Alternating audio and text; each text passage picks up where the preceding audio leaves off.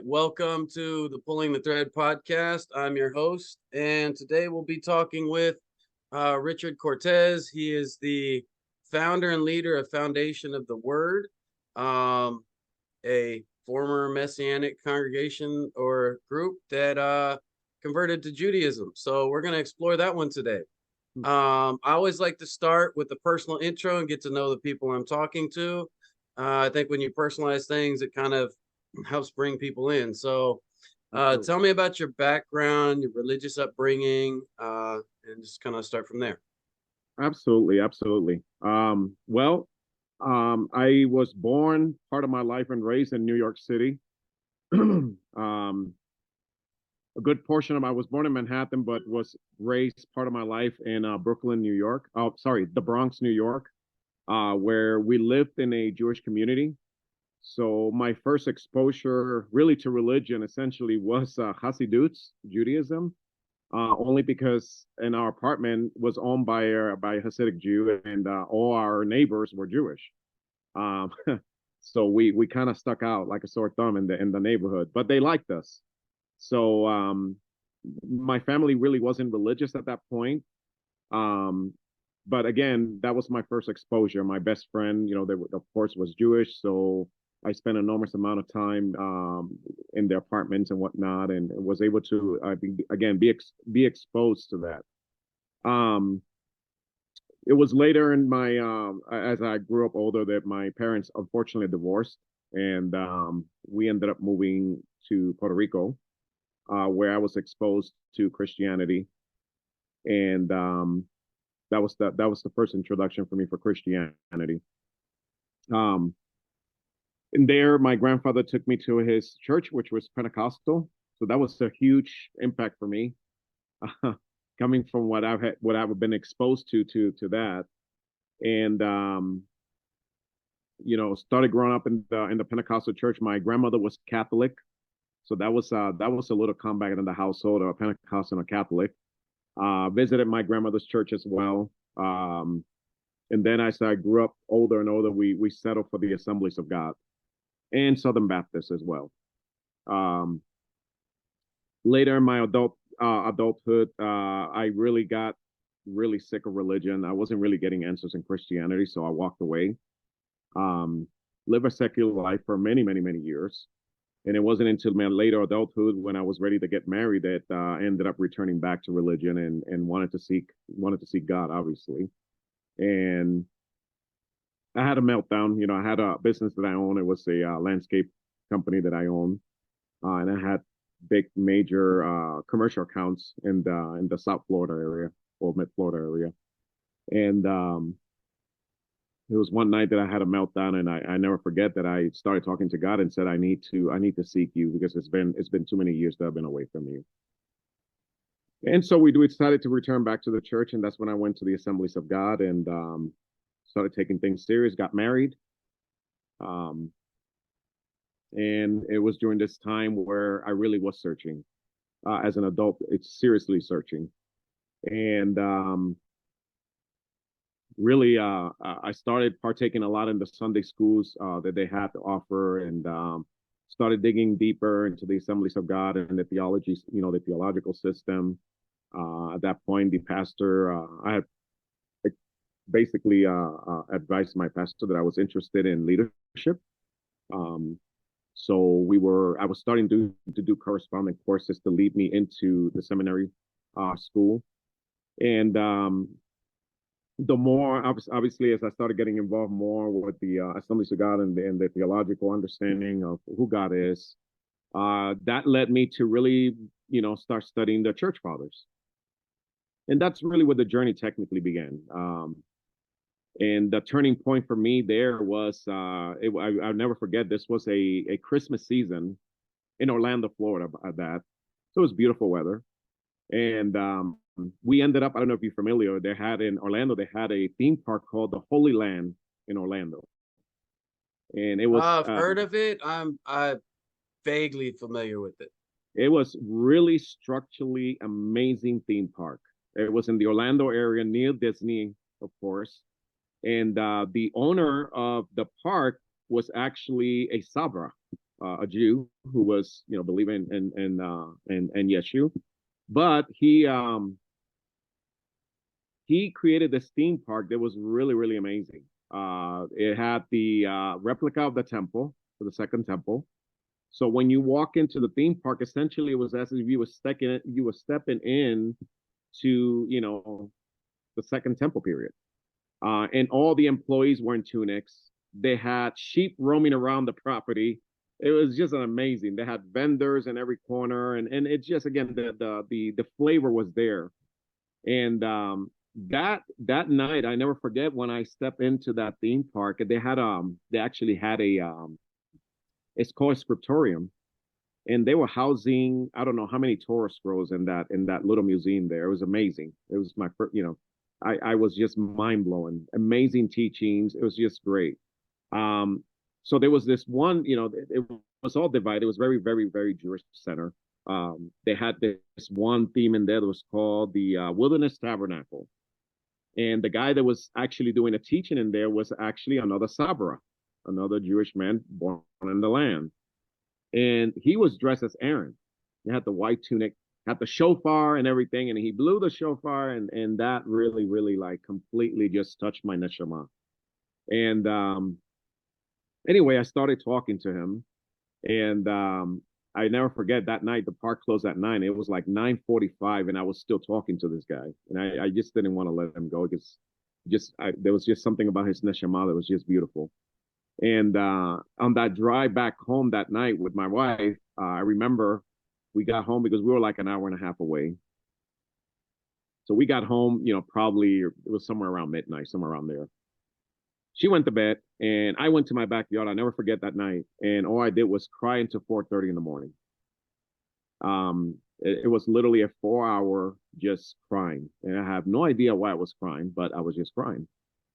And my wife woke up in the morning, and my eyes were all bloodshot because I had been crying all night. And I told her I can't go back to the church. I don't know what I experienced there last night. Something that it did something to my neshama, and I have to seek God, and I need to find a synagogue. That's what I told her. So I did. I found a local synagogue, well, somewhat local synagogue, and it was actually in Florida. They're very popular. It's called Chodesh David, and the rabbi there, of course, was another Sabra. He was Israeli, and started studying with him for 2 years. And my wife finally came. This was a battle. I'm kind of, not to make the story too long, but in between, it was just a lot of battles because she was not on board with this. She grew up Catholic, so this was, just stepping out of Catholicism to the Protestant movement was a big change. So much less now leaving the Protestant movement to go into a Jewish movement. And anyway, she finally came to the synagogue to visit, and it was just way too Jewish for her. She couldn't take it. So about 2.5 years into it, I ended up finding another place that would be a little bit more gentilized than Judaic. And that's when I found Ruach International Ministries. And it was there that I ended up getting ordained. It was there that I did my discipleship training. And it was there that my wife finally was able to leave, of course, Christianity behind somewhat, and step into at least being open to listening to Torah and Tanakh. So, once I got ordained through David Jones, Dr. David Jones was my leader at that point. And that was in the Messianic movement. Mm-hmm. Yeah, they were in actuality back then. They were really, really Messianic. They were more, today it's a bit different. It's just become more Christianized. But when I first was introduced to Ruach International, it was very, very Jewish centered. And in any event, after my training and everything, we ended up moving to Arizona. My mother had just retired from the University of South Florida, and wanted to be able to get her a house, and she wanted to get out of the city. I mean, we always grew up in major cities, so we were kind of burned out already from that. I wanted something a little bit more quiet, more peaceful, more in the mountains. So we ended up moving to Arizona. And I was in here when I founded FLTW. And the journey was Now, when you went to found it, you founded it as a Messianic congregation. yes, yes. Before we jump, I'm gonna get back into that. So interesting segue or interesting similarity. Like, so when I got married, I wanted to have a Jewish wedding. And I wanted to raise my kids Jewish, but my ex's family, strong Southern family, Bible Belt values. I just didn't think that would go. So Messianic Judaism was like a segue. It was a way to do the Jewish things and appease the Christian background. So I felt like that relationship led me to kind of compromise what I wanted to do. Right. But it was an interesting experience along the way. But all right, so and then we went through our conversion in Scottsdale, Arizona at New Shul. The rabbi there is conservative, and we'll get into kind of your experience in a bit here. But all right, so kind of lay the groundwork for foundation of the word, and then like kind of what you were doing when you guys got to Arizona there at first. So coming to Arizona was actually very interesting. We ended up, I was looking at property, of course, in the Phoenix area. Obviously, it's the most, populated area in the, technically in Arizona. And for some reason, the property just wasn't working out. So my agent ended up finding something here in the Sholo area. I have no idea about this place. And as a matter of fact, to be honest with you, I've never been to Arizona in my life. We ended up coming only because my mother had come with her sisters, and they did the Four Corners where they visited the West, and she really loved this place, so she wanted to come out here. So I was like, okay, let's go. And I had just came back from a trip to Israel when this happened at the same time, and so we ended up coming in here, and we found this piece of lot here in Sholo, which was very good. We liked it. And the groundwork here is what really got interesting. I mean, we ended up, may I remind you, I was born in New York. So, coming to this land, you got the language is different. Terminologies are different. It's, I'm introduced to terms like perking, which I have no idea what perking means, but in the city, everything is provided for you. The water's provided for you. The lecture's provided for you. All these things are provided for you. So we coming to a bare land. It's beautiful, but it's bare. There's nothing. So now I'm learning that, okay, there's such thing as a septic. That's where all your, waste goes and whatnot. And so we're trying to perk in here. We're trying to get water. So we purchase, of course, we got the perking test done. We ended up getting a septic. Then we worked on getting water. Now, one is the beautiful thing. We ended up getting water from the Coconino Reserve here in Arizona, which is absolutely amazing water. And then from there was just building the land, building ground. Because again, here in Arizona, you probably know, I don't know if you're too familiar with the northeast of Arizona, but it's very rich in clay, very rich in clay. And when it rains, it is the most horrible place to be, because as you're walking, you're getting taller as you're walking. So a lot of work and a lot of resources was really dumped into really creating an infrastructure here. Building my mom's retirement home, which I ended up helping with the contractor that we got. So, it was all in stages. The first stages was just getting the logistics that we needed to be here, and then building the house. And then finally, probably it took maybe, I would say probably close to 9 months to a year or so, when we decided, okay, we're going to start now working on FLTW, obviously trying to get a gathering here. So we started with a tent, believe it or not. I had a big, huge, it must have been at least 400 square feet, and it was a Pioneer canvas tent. In Arizona, where it's hot, do you guys get valley fever up there? Because I know in the Phoenix area, valley fever is a thing because of the dust, but that is hot. Tent in Arizona, man. Yeah, well, here it's interesting. In the northeast of Arizona, where we're at, if you were to visit here, you would never guess that you're in Arizona. You would think that you're in Colorado or in Montana. It's very green.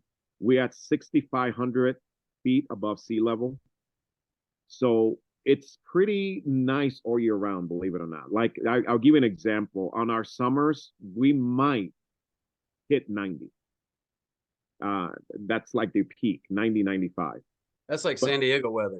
right. And now for the fall, we like in the 60s and 70s. Mhm. And we get snow in the winters. So it's completely different from the valley. Completely different. It's actually very, very nice weather. You really technically don't even need an air conditioning up here. Most people have swamp coolers, and you can get away with it. So for camping, it's actually perfect. It's perfect weather for it. So it gets a little tough in the winters because in the winters it gets cold. You know, you're at maybe 40 degrees high, and you know you're on your teens at night. You know, and sometimes single digits. So, but To get back on track Mhm. a little bit on this, so foundation of the word when you started it, it's messianic. Mhm. Um, at the time, are you identifying as a messianic Gentile? I mean, what was the mission of this? Was it uh to convert Jews, or I mean, what was Right, your kind of right. founding synopsis of this thing? Yeah, one thing for certain, it was never to convert Jews. That was never ever in my mind. Our objective at that point was to be able to bring, actually the other way around. Our objective at that point was to be able to bring people out of the church, into Torah. That was really our objective. And it worked very well. I mean, our idea was to do that and to get involved, obviously, with outreach work within our local community, to be able to get back to the community. That's one of the things that always kind of bothered me about the Messianic movement is that there was a lot of teaching, but not a whole lot of ma'aseh tovim, not a whole lot of deeds. So we wanted to make that difference, and we got involved a little bit with the community and helping out in the community. Um, and anyway, we set up the tent. I ended up putting the tent in a big platform that I ended up building, and it had a wood stove in it, so it stayed very warm during the season, and we were able to do gatherings in there. And so once I set it up, the interesting thing about it is that because you know we were wearing zits at that time, and we walked into town, you know, we're just doing our shopping in town. We're not Now, were trying you to identifying as a messianic Gentile at this time? as a well, I didn't really technically didn't identify what Messianic Gentile. I if I recall correctly, I never really identify what I mean, anything because you else. hadn't went through conversion and become like full on Jewish. So I Right. mean, yeah, I was just trying to situate like where you guys kind of situate that. Our label was Messianic Judaism because that's where, you know, that was the title in general for what we came out of. Not Yeah. that I came up with the title, that was just the title that was given. Mm. So I was going along with the title that was given, which was Messianic Judaism. Now today, as I think back, it was the most inappropriate title, of course, very misleading. Yeah. And I'm fully in agreement with that. But at that time, didn't think even twice about it. Um, because the associations that we are affiliated with, they identify with Messianic Judaism. Mm. So whether you were a Gentile or whether you were Sabra, it was irrelevant. It's Mm. what you represented as a whole. So I mean, that's what, looking back now, do you see Gentiles being Torah observant but not converting to Judaism as maybe a bit of a contradiction or misnomer in there? yeah, I think so. I think Yeah. so for sure. You know, it's especially, you know, it's interesting and later, I'm talking later years, as I because I was, you know, I was in the Messianic movement for at least I think it was like 14 years, somewhere around there. Um, and you know, we were involved heavily in back in Florida, we were involved heavily in all the major conferences in Orlando to Miami to North Carolina, all that region in Georgia. So, you know, I don't know if you're familiar with the MIA, MJAA, and all these different groups. We attended to a lot of these, and as a matter of fact, we helped set up a lot of these conferences and whatnot. So I became very familiar with a lot of these terminologies that they were just somewhat subtly adopted to a Mm. degree, and met a lot of the you know if you want to call it, Class A teachers, like Rico Cortes, for instance. I don't know if you're familiar with him. Mhm. And many of the other, teachers that you got in that movement that are elite teachers, so to speak. But to answer the question, in reality, yeah, I never, like, nobody ever came to me and said, well, what are you particularly? Mhm. I never identify as a Jew personally. Mhm. I never did that. I always said that I was a goyim, but I was practicing Messianic Judaism. That was, if they ever asked me personally, that's what I would say. But our representation as a whole, as an organization, we were Messianic Judaism. But yeah, it's interesting how a lot of that today has been somewhat twisted. As a matter of fact, not to divert from this, but in our conversion, one of the things that, because we were in Jewish news, and the Yeah. Jewish news did an article on us and everything. Jewish Telegraph Agency is actually putting out a documentary in our organization, All right. and that goes to like 4 or 5 different countries outside of U.S. To the Jewish communities, of course. Yeah. So I've been interviewed by a whole different, Jewish news and agencies and whatnot. And of course, we got a lot of good feedback, but a lot of negative feedback as well. Um, and one of the negative feedbacks, which the lady go on to say, that she said was, well, how can you be a Messianic Jew and convert? You should have been then a Messianic Gentile, which is interesting. This is what we're talking about right now. Mhm. And it's true. But the funny thing is that when you go to these organizations, no organization will ever label themselves as a Messianic Gentile, even though the founders of them, half of them may be Gentiles and maybe other half may be Jews. I would say more than half are Gentiles. Mhm. I mean, did you not notice? I mean, well, I noticed, like, when I went to Phoenix, because I was involved with the Jewish Voice Ministry, and Mhm. Dr. Raymond Gannon was setting up the King Seminary and all that stuff. He was one of the founders of the Messianic movement, a Gentile. Mhm. He founded a synagogue in, you call it a synagogue, it really wasn't a synagogue, Right, but right. that's what he called it, a Messianic church, whatever. But back in the 70s, and something that I found very offensive was, like, put the kibosh on everything. I was like, I'm done, I'm out. Right. He said, dress more orthodox than the, Right. from, to convert them, and I was like, I'm out. All right, Wow. peace. I'm done. At that point, I was like, yeah. Wow. He Did you actually said, notice? I mean, he outright said it. So, like, that, at that point, I was like, yeah. Did you wow. notice a lot of Messianic Gentiles, the leaders from the 70s and 80s?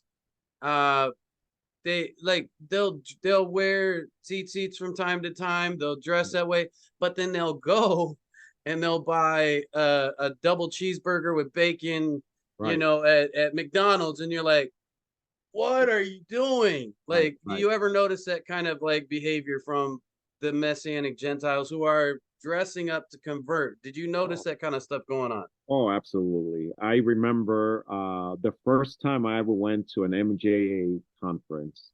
I saw people there dressed like they were Satmar Hasidis.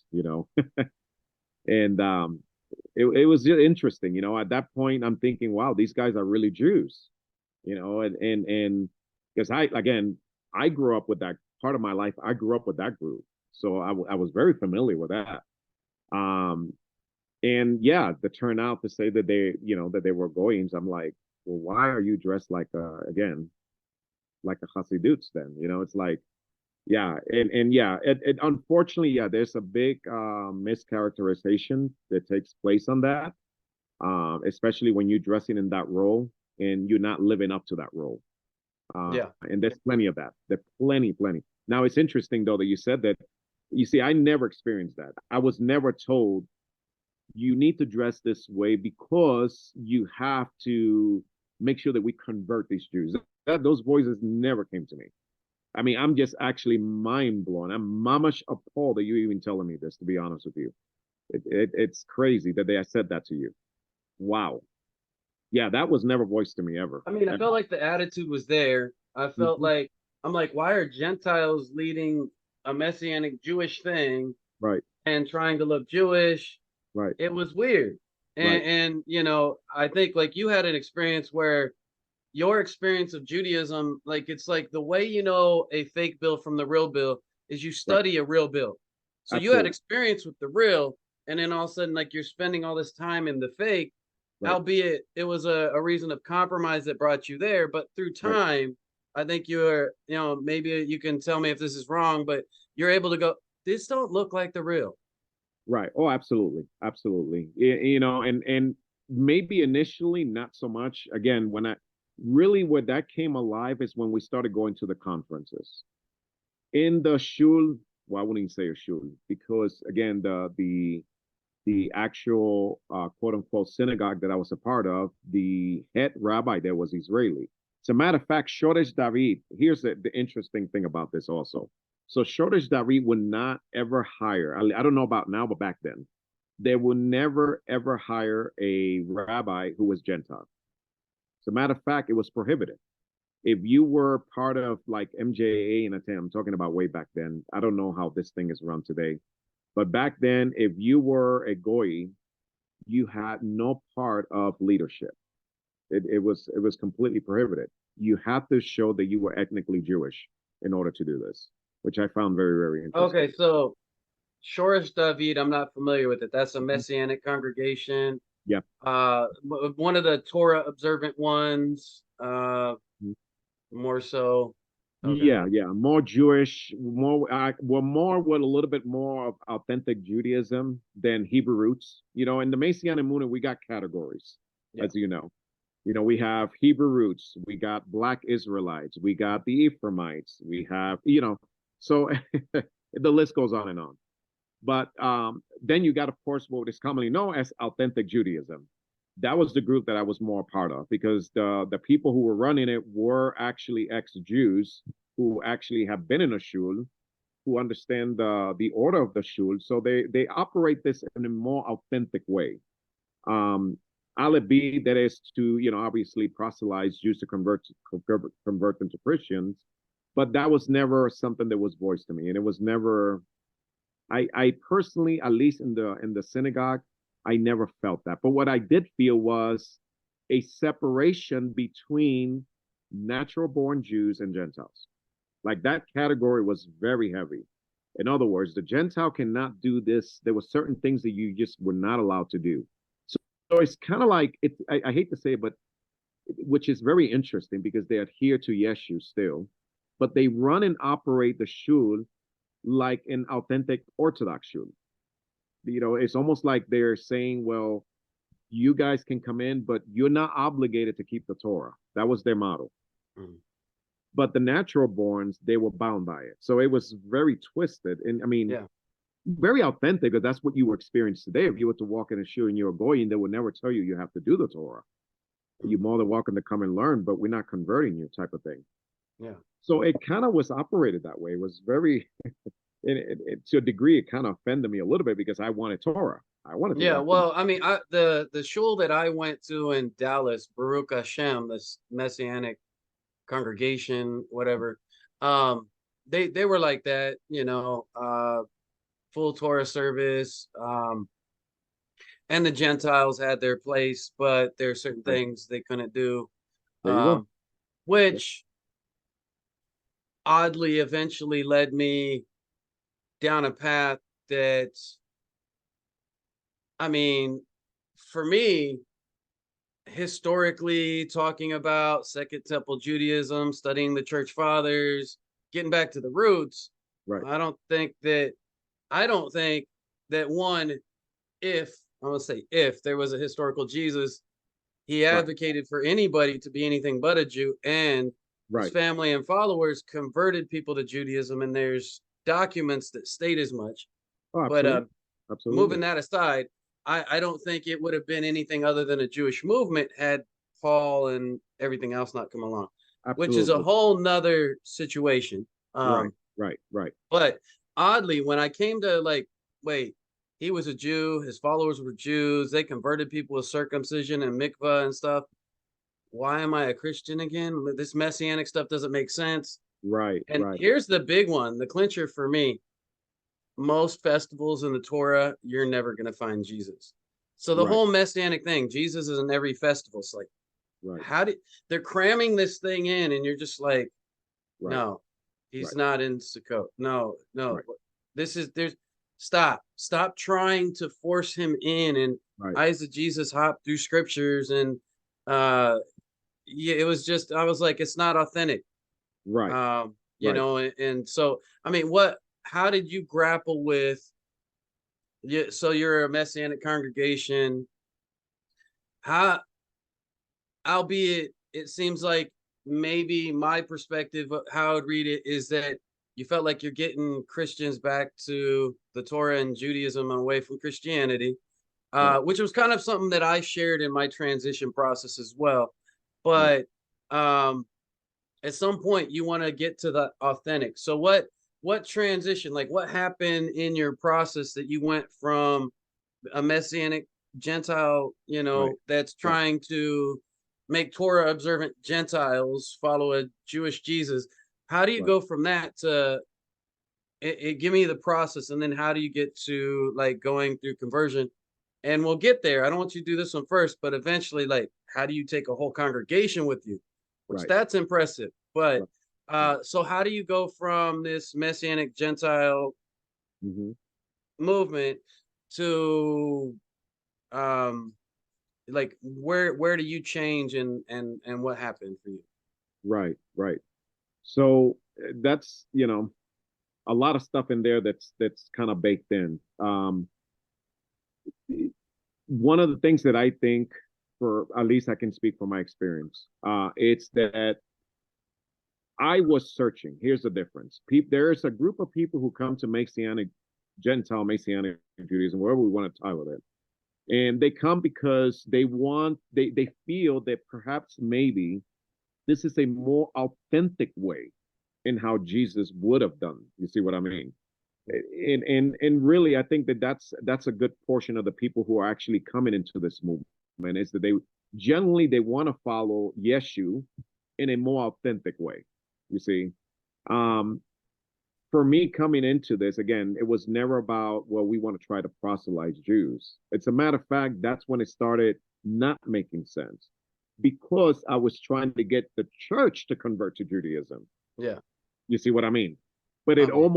almost feels like there was a wrestle there, and I couldn't quite pinpoint it at that point. Um, and in any event, what really separated, at least from my perspective, is it's studying. Most people will never dig, probably as much as you dig, or even as much as I have dug. Most people will never go to that extreme to find out the roots of Christianity, number one. And I think that's really the big one right there. Do you have that desire to really search why you believe what you believe? Um, and as I started studying a lot, of course, like I said, because of my upbringing and in the movements that I was involved with, it was always more traditional. What really opened that opportunity was really essentially the Torah Shebe'al Peh, which is the oral law. Learning the Chazal, learning the sages, learning the Ramban, Mishneh Torah, all of this. All these literatures I was open to because of the movement that I was involved with. Now, most people, unfortunately, will not have that. If you were to walk in, for instance, into a Hebrew roots congregation, they would never be quoting you Ramban, Mishneh Torah. You will never hear nothing. So it really depends on where you land. And fortunately for me, Baruch Hashem, I landed in a place where at least I was introduced to this. And I fell in love with it. I started studying more. And the more you study, the more you start seeing Yeshu just does not play a role in this. The more distant he becomes. Let's put it that way. Hebrew was another one. Going to the Ulpan, like I said, most people will never go this far because they just content where they're at. In other words, they're coming as Christians, and I hate to see it, but Messianic Judaism or Hebrew roots, it's just become another branch of Christianity. Yeah. It's like a Pentecostal AG, Southern Baptist. Okay, here you are. Now you have another flavor of Christianity. That's all it is. And as the years went by, I started realizing, wait a minute, this is just another movement of Christianity. Again, the more you study, the more you realize that. The more you're exposed to other groups, um, you start seeing really the bigger picture. Let's put it that way. And so for me, studying the Ulpan did a huge favor for me, studying Hebrew from actually real Jewish people as opposed to Hebrew roots teachers. Yeah. Because Yeah, that's very. so I had a pastor, and his major was Hebrew in college. So I just want to illustrate this. So his one of his majors in college is biblical Hebrew, but yet when he goes to look at Hebrew, he still has to rely on a Strong's concordance every time. He Right. can't read it fluently. So Right. the thing that in my conversion that maybe is similar is that when you learn to read the Hebrew, and then every week you're confronted with reading Hebrew, Right. your language acquisition goes a lot higher. Your language immersion goes a lot higher. So I would say a lot of people, even in the Messianic Jewish, Hebrew roots, and Christians who study Hebrew, they still strongly rely on Strong's every time, and they can't literally pick it up and read a passage in Hebrew without having to constantly consult their concordances and stuff. And you're like, your major was Hebrew and you can't fluently read this. So there's a different level in that. So you probably experienced that when you started getting into Hebrew, but that was a huge transition. Like I'm like, because I remember relying on all these concordances, and I know all these languages because I'm looking up in the concordance. Now I can read it, and understand a majority of it. It's a huge difference. Well, and unfortunately, you hit on a note that's very important. So, a lot of these, again, teachers, and I'm sure they're very genuine. They study, biblical Hebrew and whatnot. I'm not bashing them or anything like that. But the problem is that when you get to that point in your life, at that point, I mean, we're talking at your adulthood. Of course, you go into seminary school, you may take some classes, that are, biblical Hebrew 1 and 2, or whatever case may be. But, by that point, when you're already at that point, studying Hebrew, you're already studying Hebrew with a Christological lens. That's the problem. And it really, that's the problem. I mean, when you look at concordance, I mean, I would never recommend concordance, especially Strong's. It is completely, I've seen it firsthand, how they manipulate a lot of the shortages in Hebrew, which don't even belong there. But again, it's because it is filtered through a Christological lens. Yeah. So of course, when they're reading this, they're already, it's already color for them. Even the Hebrew's color for them, and now they start seeing in the Hebrew, they start seeing Yeshu. So now everything becomes a theophany. You know what I mean? And again, you start looking at metaphors and homilies within the language, and it again, it's very distorted. So this is the difference I tell people between studying with a native, language speaker who was actually from the Ulpan versus a Gentile who just learned it recently. Because again, unfortunately, it is tainted. Even with the language, it becomes completely tainted. Because now they're reading Christological. They're forcing Christological concepts into the Hebrew. I'll give you an example. Here's the biggest one. The biggest one within the Hebrew roots movement is the Aleph Taf. As a matter of fact, they even made a Bible called the Aleph Taf. And why? What did they get the Aleph Taf from? Well, they get it from the Et, which is, it's pointing to a definite article. Well, now, if you study in the Ulpan, you understand that this has nothing to do with Yeshu. Again, this is language, but now they're reading into that saying, oh, there he is. So the Aleph Taf, every time you read it, even though grammatically speaking, we use that whenever we refer to a specific person or an item, now they're reading it differently. They're not reading it that way. They're reading it as, oh, there is Yeshu, and that's the problem. It just becomes very distorted. And they're not really technically learning Hebrew, and as you probably know as well, Hebrew is a very, very cultural language that is culturally driven. So even learning the language, if you learn the language, but you lack the culture, I mean, you might just get by, but the culture really it's really what the meat is that. You have to have that culture. And you're only going to find that in, of course, going back to the authentic culture, which is the Jewish culture. So how did you transition from Messianic, and what brought you to the point that you wanted to convert? Right. And then, so what happened to Jesus? How do you situate him? Where did he You know, because for Messianic Judaism, he's everything. Right. He's all the festivals, he's the tabernacle, he's Right. all this stuff. Right. I mean, so what happened to Jesus and how did you end up getting to Judaism? Like what happened there? So, through the years that I was here, of course, we've been here, by the way, 9 years now.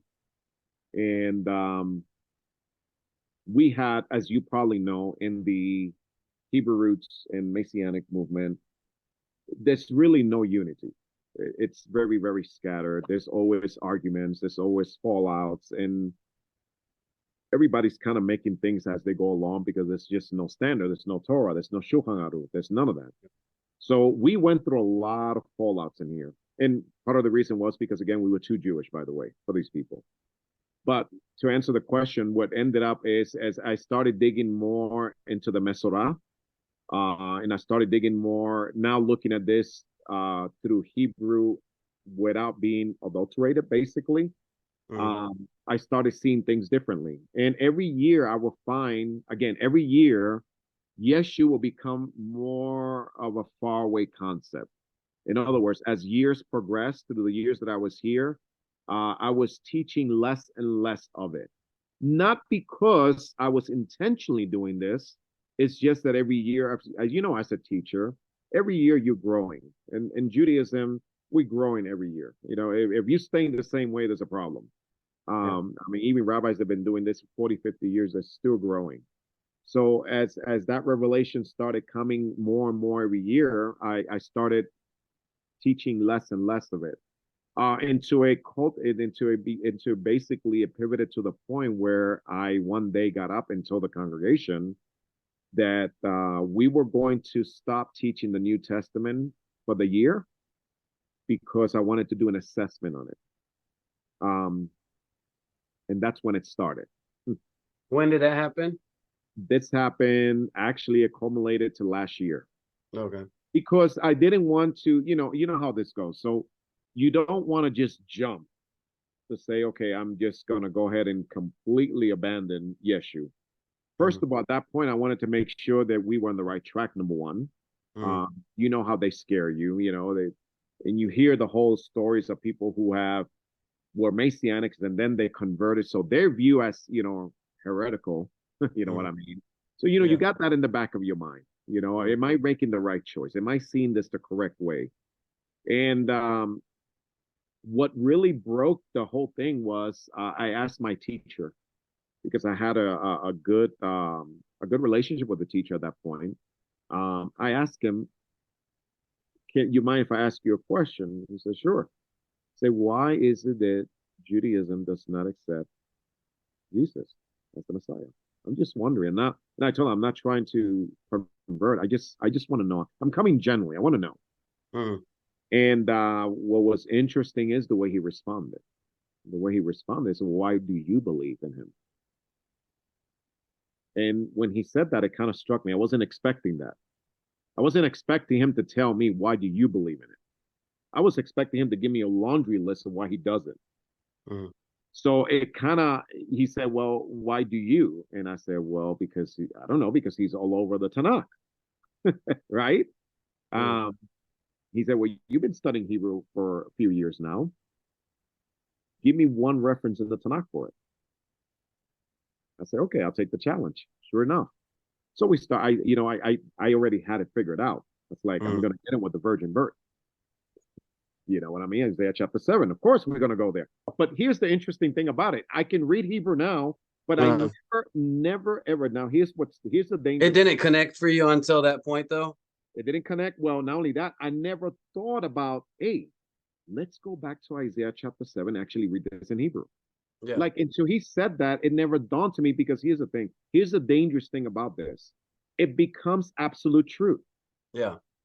It's not, but it does. Yeah, that's what I'm saying. It kind of does. Like, we don't have to verify. We already know, even though we never read it. So when he said that, and I went and I read that in Hebrew, that's when I was like, wow. I was, like I said, mamash appalled on what I read. You're like, wait, it doesn't say virgin. No. That was the least of the problems. To be honest with you, that was the least of the problems. you know, the way it was conjugated, the whole thing. It's just, I mean, I was speaking to somebody that was present in the room, not future tense. right, exactly. And of course, if you continue reading, yeah, there it is. So I was so excited. To be honest with you, I was so excited. I was just so excited that I called him the next day. I WhatsApped him the next day. He's in Israel. And I was like, no way.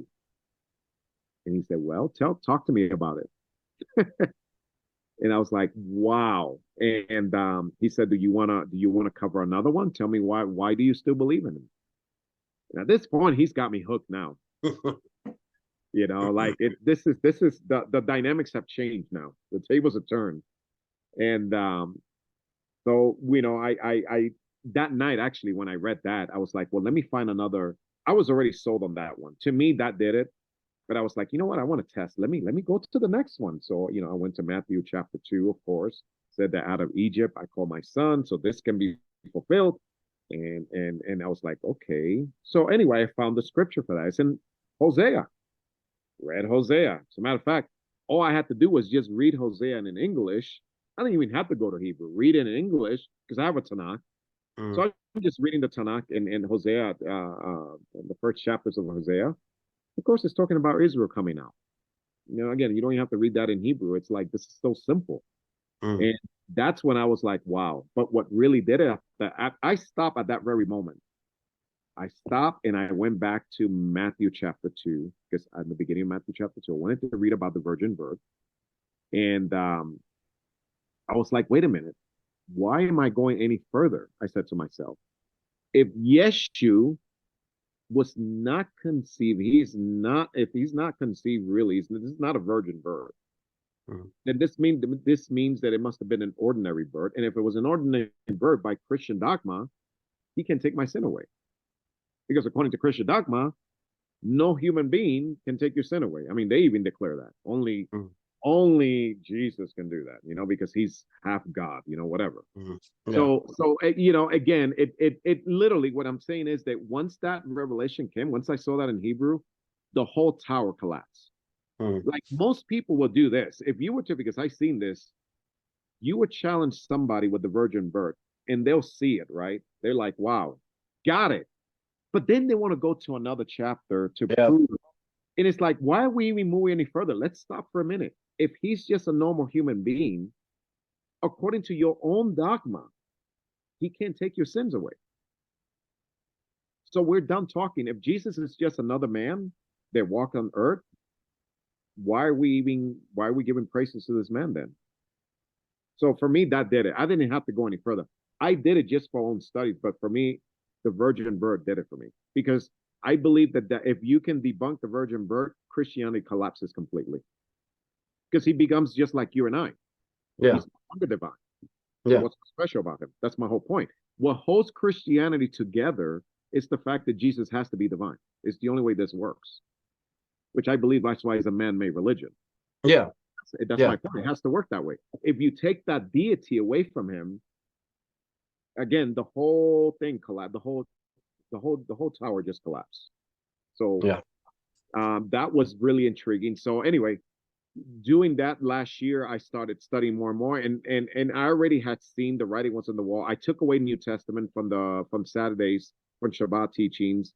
People were starting to get a little weary because they saw that we were not including, you know, I mean, I did this for one Shabbat to another. I'm not kidding you. The following Shabbat, the people came, and there's no longer blessings for Jesus there.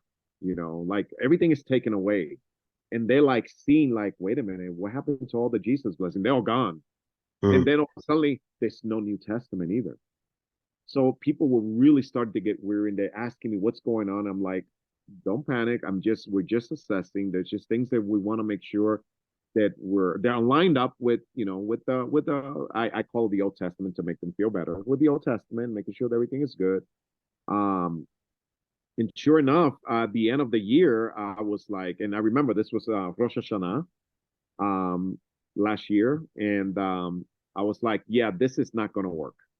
And that's when I broke the news to the people. I was like, we cannot continue doing this, guys, you know. And I basically had a meeting after the service, and I told them that I could no longer do this, and that So I what was left. everybody's reaction at this point? Like, how did they take that and It kind was of? it was well, it was a mixed feeling. There was people who were not really speaking, but they were really speaking to each other outside of the congregation.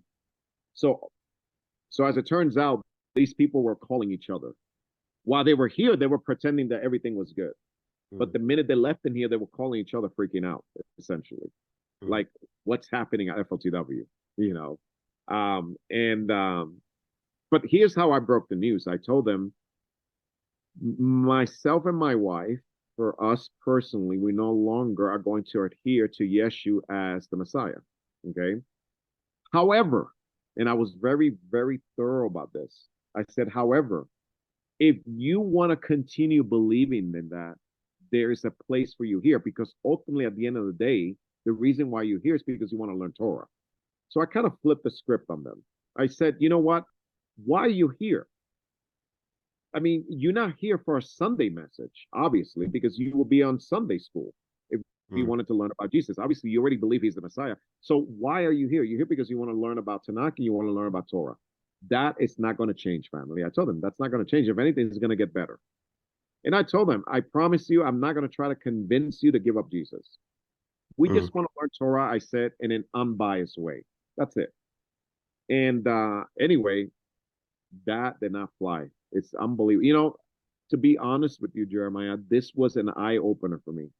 I mean, I always suspected that Messianic Judaism was really, really obviously um, mischaracterizes Judaism in many different ways, and I Yeah. just, ethically speaking, I didn't think it just wasn't there. But Yeah. here, when this happened, it was almost like if Hashem was showing me, there it is. There's the anti-Semitism. Yeah. This is the root of it right now. And Mm. that was the test right there, to be honest with you. Because if I'm gonna tell you, hey, you could continue believing in Jesus, I'm not gonna take that away from you. And I didn't tell him you need to leave if you believe in Jesus, you need to get out of here. Never said those words. But you know, they little by little, people just started leaving. It was just like slowly, like families here and there started leaving. And next thing I know, I come into a service, Shabbat service one day, and it was like more than 75% of my congregation was gone. And I was getting phone calls telling me we're no longer going to come back. You know what I mean? And even though I told them, they were like, we cannot. You know what they tell me? Literally, we cannot let go of Jesus. And that to me was an eye opener right there. Like, we're proclaiming God here, but you can't let go of Jesus. Like it was so clear. It's another Mm. deity. Like, they made it very clear. It's another deity. Yeah. Well, you see the idolatry at that point. Oh, I mean, really, really, it just jumps out, because it's like when most of these families said to me, "We cannot let go of Jesus." I'm thinking, what do you think we preach in here? The Buddha? You know what I mean? Like, what's going on? We're proclaiming God here. Mm. It's like it was just mind blowing. I got to tell you, it was mind blowing to see this, and I always suspected it. But I'm one of those type of person that I don't like to jump into conclusions real quickly, because people, the way information comes through the mouth, a lot of times can be misunderstood. So I didn't. I always been taught judge favorably. That was one of the things. So I was judging everybody favorably, thinking, I understand they're just a little weary or whatever. But when this thing came out and they said we cannot let go of Jesus, that was like, wow. Like, Hashem just showed me, here's the idolatry of Christianity, and Mm. I was very, very, very cautious not to call it idolatry at that point. I was very cautious. But after what I saw, I was like, it's confirmed. It is idolatry. And unfortunately, it's something that I believe that today, the Gentile nation is awakening to this, Yeah. obviously. So Well, it's and it, it's why within the Jewish community, Messianic Judaism can't be seen as Judaism, because a Jew cannot attach another. We can't have anything aside from Hashem. So, Right. you know, Right. for a Jew, Right. to attach Jesus is idolatry.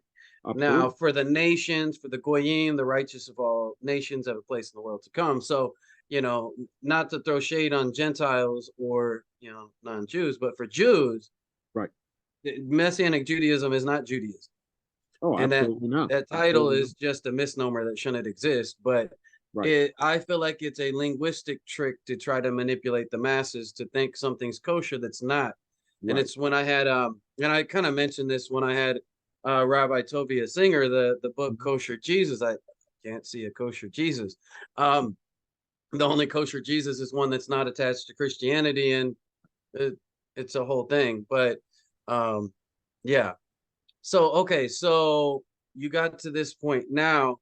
So how did you get to the point that you decided to go through conversion? And then how did you get your congregation, those who are left, to go along Right. with you? Right. So it started, how that ended up evolving was that once the masses ended up leaving, first of all, we went through major attacks. And I'm not talking about just like, oh, you Jew and, we're Christians or whatever. I mean, we're talking about, serious Lashon Hara. We're talking about formulating cases saying that I was committing fraud and uh, misappropriating terminologies that I said. They even made up stuff that I was, even spanking children in here. I mean, it was horrible, horrible. I have never in my life ever, and I grew up part of my life in New York, and I got a level with you. I have never in my life experienced such hatred like I saw here. Like, how can you sit in here and try to incarcerate an innocent person because you know that I'm innocent only because I'm not adhering to Jesus anymore? Like, that is like the lowest of the lowest, in my opinion.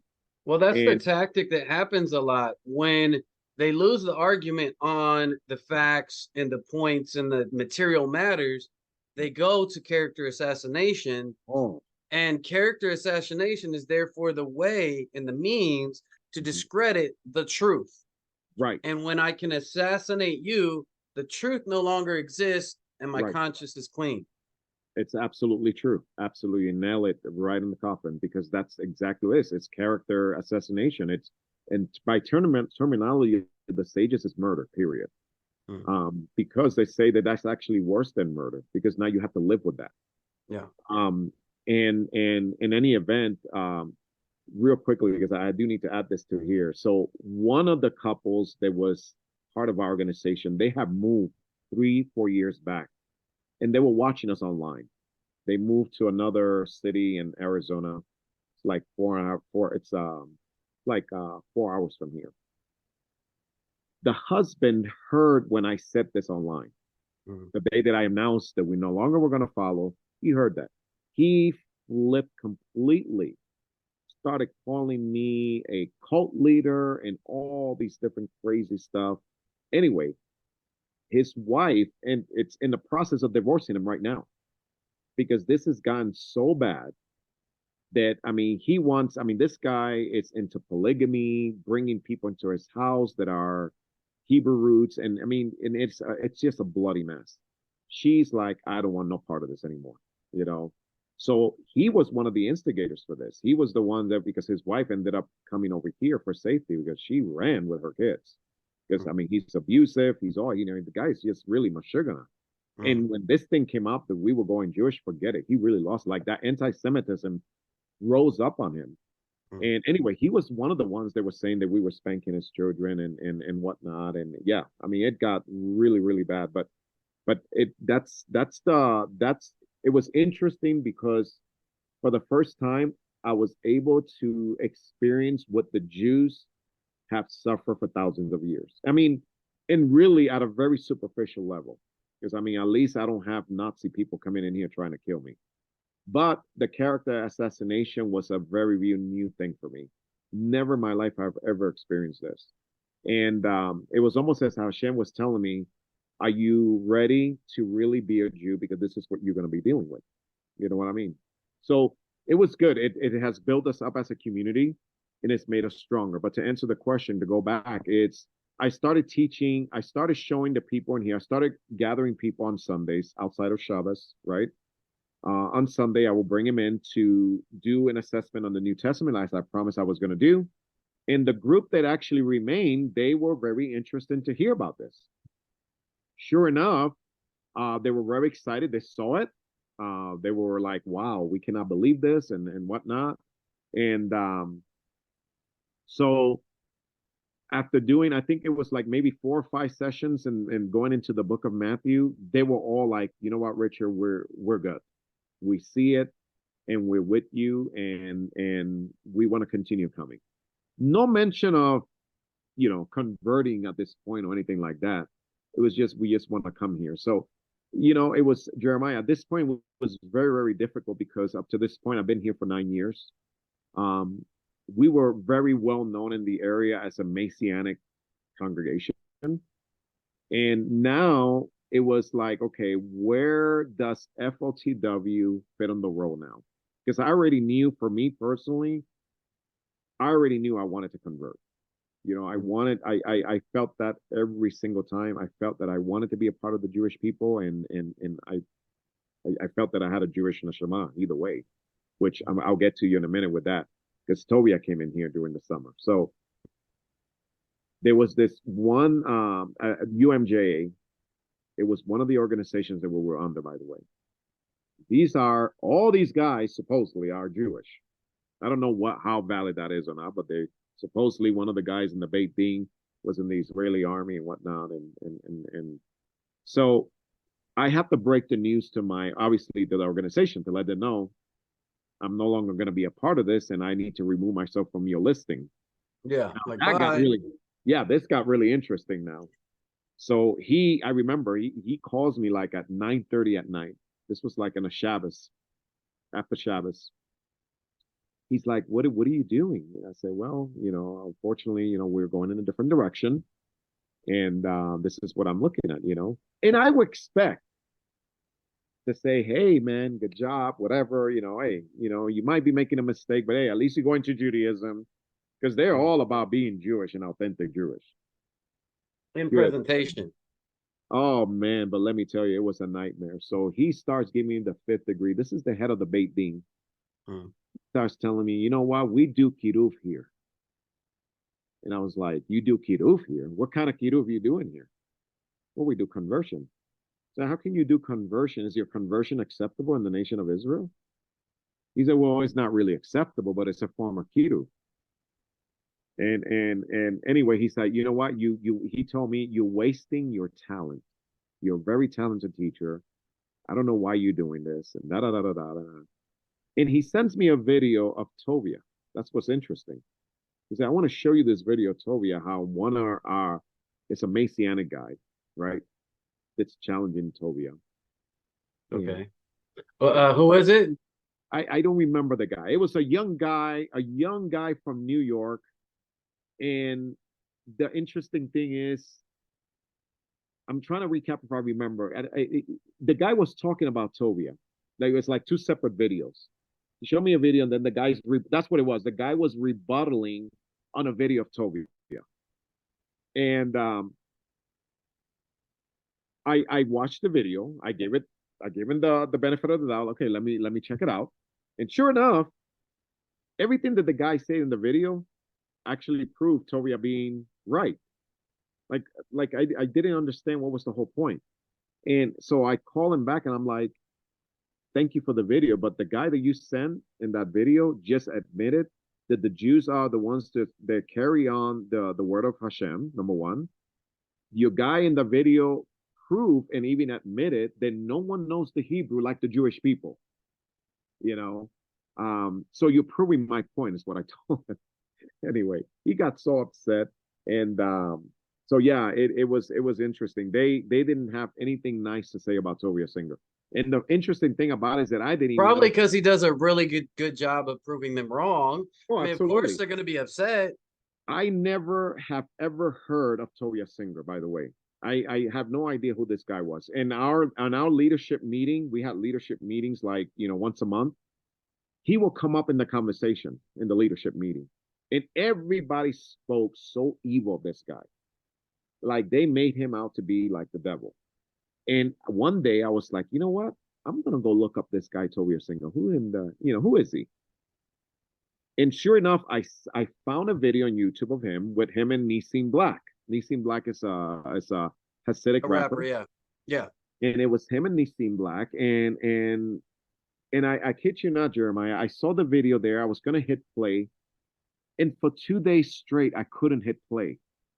I was so afraid to hit play on that video because I didn't. Everybody made him to be so bad. So he's gonna lead you astray.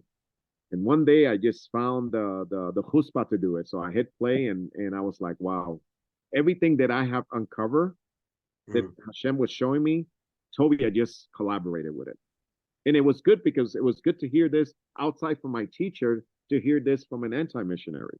And a guy that was very well, he's learned. So it confirmed everything that I was done. And from that moment on, it was all sealed. And that from that moment on, there was just no turning back. Well, this is quite interesting. This week, I had the opportunity to interview Richard Cortes of FOTW, a former Messianic pastor who converted to Judaism. It was a rather powerful interview, quite insightful, a really good interview. We got into some really good topics. The interview went quite long. We went over 2 hours, and so I'm breaking it into 2 portions. You'll get the first portion one week and the second the following week. So just be forewarned, this is a really good interview, and make sure you like and subscribe. Follow the podcast on Spotify and YouTube. Join the Facebook group and join the discussion. And also subscribe to Jesus the Jew Within Judaism.com to check out the blog. I look forward to seeing you on this podcast and the following part 2 of this. Thank you for tuning in to the Pulling Threads podcast.